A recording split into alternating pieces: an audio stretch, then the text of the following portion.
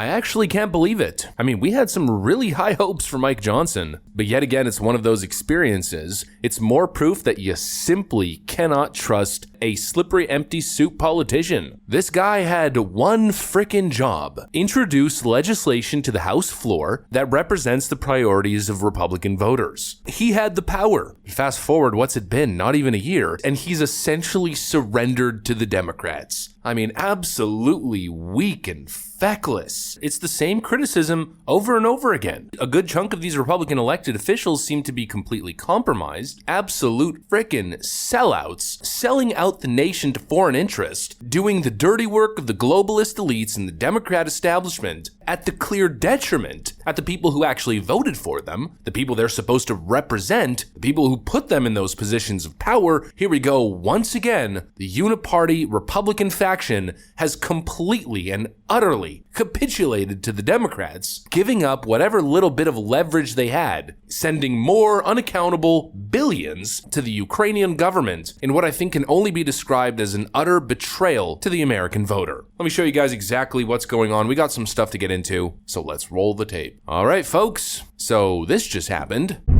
Welcome back. We're taking a live look at Capitol Hill this 5 o'clock hour, where House members passed a number of foreign aid bills, including aid to Ukraine. As CBS's Christian Benavides reports, most Republicans voted against the measure. Long-awaited aid for Ukraine made it past the House by a bipartisan vote as part of a larger foreign aid package. On this vote, the ayes are 311 and the nays are 112. The bill is passed. More Democrats than Republicans voted for Ukraine aid. The bills provide more than $26 billion to support Israel, more than $60 billion for Ukraine, and around $8 billion for the Indo-Pacific, including Taiwan. It's a slap in the face to America. House Speaker Mike Johnson moved forward with the vote after months of gridlock, faced with opposition from members of his own party over Ukraine aid and funding for the border. This is a business model the American people do not support. They don't support a business model built on blood and murder and war in foreign countries, while this very government does nothing to secure our border. The foreign aid package passed despite a small but growing number of conservative hardliners who threatened to try and oust Speaker Johnson. Ultimately, there was no motion made on Saturday. The House has worked its will. Johnson said the bills were important to democracy and to ward off Russia. I've said it very simply. I'll say it once again. It's an old military adage, but we would rather send bullets to the conflict overseas than our own boys, our troops. The package now heads to the Senate, where it is expected to pass. Another $60 billion sent to the Ukrainian government. And this was the reaction from Democrats in the House.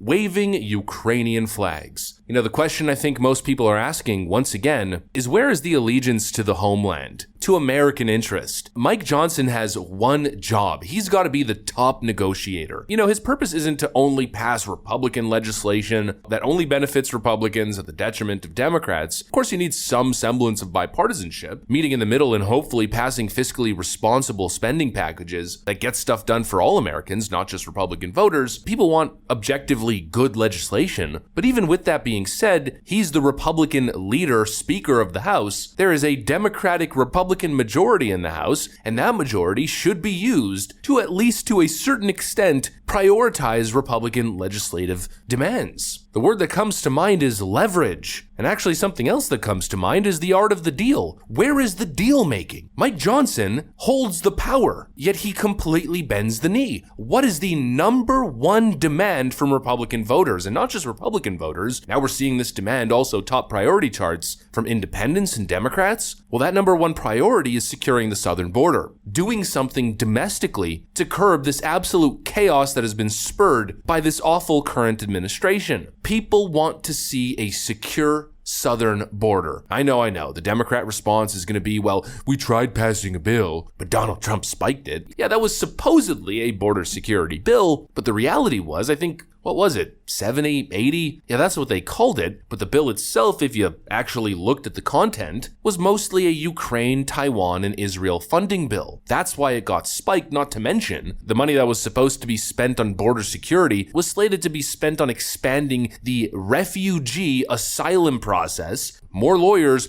more judges, more bureaucracy, further expanding this false asylum racket that the cartels are making billions off of. It wasn't a border security bill. It wasn't what the voters are demanding. That bill got spiked, and then instead of redrafting a bill and focusing on actual border security, on fixing a clearly broken immigration system that is being abused by millions of illegal migrants globally, that Mike Johnson's #1 priority is axing the whole border part and sending more of your hard-working tax dollars to a foreign nation for the purpose of Lord knows what. There's no clear, transparent accounting as to how the money is being spent. For all we know, those dollars are all going up in smoke, either figuratively or literally, as most of it is being spent on ammunition that's literally being fired. I mean, where is the value return? Mike Johnson will tell you the priority is to stop Vladimir Putin from marching through Europe. We know what the timetable is. We know the urgency in Ukraine and in Israel. And we are going to stand by Israel, our close ally and dear friend, and we're going to stand for freedom and make sure that Vladimir Putin doesn't march through Europe.